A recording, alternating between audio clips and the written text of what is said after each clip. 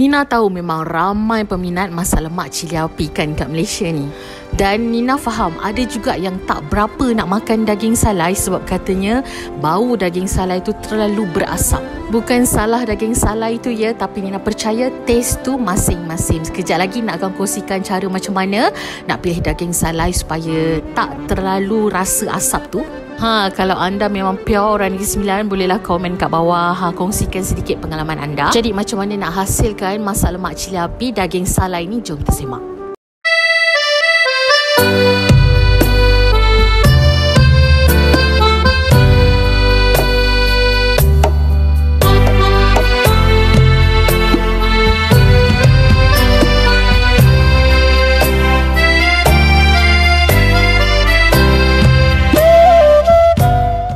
Bahan-bahannya sangat mudah dan sangat cepatlah bila kita nak masak. Tapi yang paling penting cara kita nak pilih daging salai itu sendiri. Kalau anda penggemar daging salai yang rasa dia biasa-biasa, pakailah yang biasa tu ya. Jangan elakkan untuk beli daging salai yang ada tulisan asap. Macam Nina hari ni, Nina beli daging salai asap. Jadi rasa dia lebih kepada bau asap, ada bau tempurung, agak sedikit pahit, tapi kena pandai masak ya. Jadi sebelum masak, Nina rendam dan cuci dulu. Kemudian Nina tumbukkan lada secukup rasa lah ya, dan juga kunyit hidup. Okey, Nina tumbuk bagi halus. Kalau anda tak nak tumbuk pun boleh je pakai blender.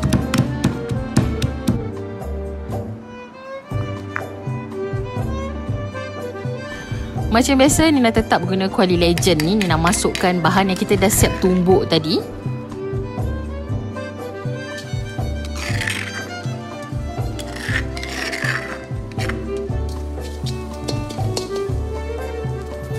Kemudian masukkan terus kita punya daging salai ni dan kita gaul rata macam ni. Ingat pesan Nina kalau anda terbeli daging salai yang asap ni dan anda bukan penggemar daging salai asap tapi nak makan, boleh cuci dulu okey. Dah agak mengering air tadi, terus masukkan santan cair.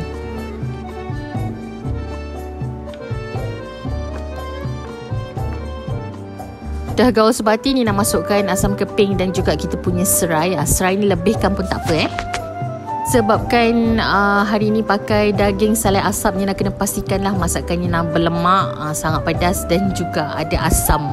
Jadi rasa dia balance lah dengan rasa asap tadi. Macam tak cukup kuning, Nina taburkan sikit lah serbuk kunyit. Lepas tu kita tunggulah sampai dia mendidih dan bolehlah rasa. Okey.